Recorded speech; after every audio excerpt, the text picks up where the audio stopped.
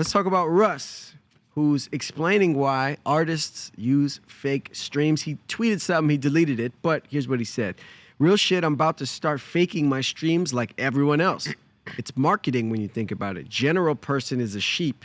If you see a song has, let's say, 100 million streams and you haven't heard it, you think, damn, I'm tripping. I need to go peep. And then the fake streams get you real streams. First of all, before we even move on, what do you guys think of that quote? Any reactions to that quote? He ain't lying. I see the logic. Yeah. I see it. Like, once we shifted over, and you go on YouTube now, before you even listen to a song or press play, you can see the number. When you go on certain DSPs, before you even press play, you can see a number. That definitely influences on how people perceive a song, you know what I'm saying, before they even press play. So I see the logic there. But, I don't think you're wrong. Go ahead. But I feel like, as someone who runs like a digital YouTube platform, if you send me a music video, right, and I'm gonna get to the streaming side of this, you could always tell when them shits is bought. I can see right through that shit. I can see right through that What shit. are the telltale signs? The same comment over, if there's not one trash bucket in your comments, I know that shit fake. Right. Yeah. Like, if nobody hating on you, that shit fake. And you could also, and on spot, obviously on streaming, it's a little harder to tell, but I mean, if the music's trash, and you're like, how this person got 2 million monthly listeners, and then they just don't be adding up. But also, if they not really getting them real streams on YouTube on their videos, then most likely the Spotify or Apple News numbers. Like a lot of times, if I see a cross platform, like it don't add up. Like like everybody has a platform that they're maybe bigger on, or more of their fans kind of flock to that. Facts. But when it just be like OD, like just different, like you're on YouTube, you're dirt, and then on Spotify, you king of the world. Crazy, yeah. And then you got 3 TikToks,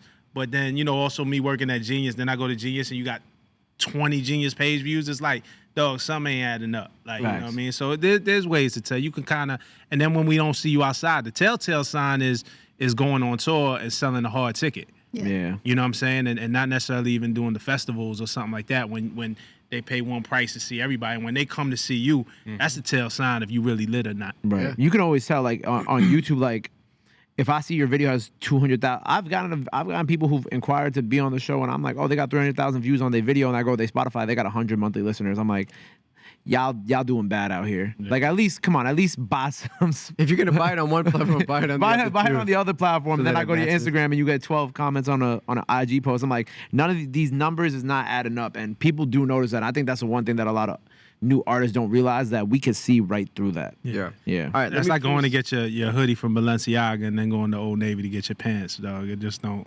You gotta be consistent, fam. All right. That was a wild analogy. Bugger. Last month, Russ accused Billboard of shortchanging him on his projected sales. He was projected to sell over 50,000, but he wound up only selling 42,000 after Billboard did not count his bundle sales. Here's what he had to say. Billboard and Luminate took away another 4,000 of my real sales over the weekend, making that 10,000 sales they took away from me, while allowing major labels to fake their streams and sales and do monopolistic merch bundles. Only major labels are allowed to do merch bundles because the only approved vendor is a major label vendor, he wrote. All right. All in all, there's a lot of things happening with this story. But do we think, just in general, I think that buying streams, buying views, buying followers on Instagram, buying likes is something that we've all seen. Yeah. Do you think that there is anything to that, or is it just all around lame? Is it just corny? Well, I think it's all around lame, but I do understand the logic behind doing it. And to answer your first question about how we feel about the quote, is that I wouldn't want to see somebody like Russ do it, just because I feel like Russ has already cultivated such a strong fan base, and like those who tap in with him are really tapped in. So I don't feel like he needs to play the game, but it looks like he just wants more. You know what I mean? So I understand it, but I don't think he should have to buy his followers. Right. I think the one critical thing that we haven't mentioned with this Russ thing is that compared to other artists, Russ is selling out stadiums. Russ is selling out arenas. a lot of artists ain't doing that. And even though he only selling 40K in a week, like he still is outselling most other mainstream, quote unquote mainstream artists. And like Rob said, he can get people to spend money on a physical ticket and go see you. Vinyls, buying vinyls. And even just to the point about Billboard, I always say, like, I don't be believing these headlines and the numbers that they be saying. Facts. And I actually was at a dinner the other day. I didn't know who was sitting to the right of me, but it was somebody at Billboard. And I'm like, oh my God, I've been waiting to talk to somebody from Billboard because I can't with the cap. Like every week, Drake did this and somebody did this and that. And it's like, what are you guys measuring this on? Because to me, it seems like payola or some form of like favor. But according to them, it's like international. So it's not based on, because I'm like, I'm outside and these records you say is number one ain't moving when I'm spinning them. So, but they said it's because it's an international thing. You couldn't wait to catch him outside. He was like, now that I caught you. I'm just saying. Sleepy, what do you think when you go to a YouTube page or a YouTube video you see and you're able to tell when the views are fake, or if you even go on somebody's Instagram and they got 500K, but Or have you done it to get on? I don't Have you done it to get on? Tell the like, truth. What do you can make money off of buying fake views? I don't think so. No, you That's can't. what I'm saying. I don't understand why people do A lot of times, because you get paid out for your views, but a lot of times the price that you'll spend to actually buy the views, like you won't even break even. You end up spending more than you take in. So Yeah, that's some smart it's shit. a You bad might as well just thug it out. You dirt. They don't got it. Go get a job, bro. Yeah. There's nothing wrong with getting a job. Yeah. It's You said tough. get a job. There's nothing wrong with getting a Yeah, job. there's nothing wrong with getting a He got a job. bar on the freestyle. He's like, you got a 9 to 5. So what? So what? So what? I They love it. letting the internet fool them. Yeah. Yeah, I mean, we live in a culture where people always try to shit on the 9 to 5ers. Ain't nothing Yeah, wrong with they getting a good bugging. job. All right, you be broke now. Yeah. Right.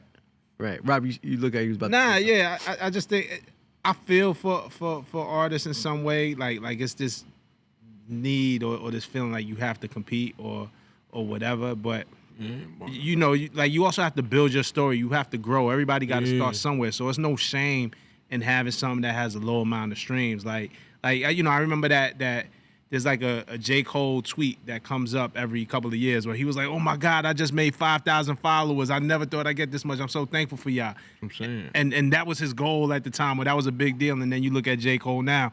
So, like, to be an artist and to really have longevity in this game, you got to be in it for the long run. Like if you going, it's with anything. If you going for the quick win, for the quick fix, like Yeah, okay, you could buy those streams. You might be able to fool some people the first time, but it's not gonna last. So like, who are you really fooling? And then now you got to keep up with it because now, your first joint did 10 million because you bought all those streams. So the second one got to do it too, and the next one you got to go up. Keep Like, every yeah. over and over. It'd be and over. nasty work when you see like on an artist page, it'd be like 200,000 views and then dropped 3 days ago, 200 views, and you like, this shit ain't adding up. But and then the other thing, the last thing I'm gonna say is on the fans. I think the fans these days are more concerned about that. Like I see fans arguing who their favorite artist is, and they be like, "Well, so and so got more streams than them." Like, what are we talking about? Like, That's what why about Russ the said the quality of the sheep. music? That's You- why Yeah. Russ said the sheep. Yeah, like what's the quality of the music? Sometimes my favorite song on the album is the one with the least streams.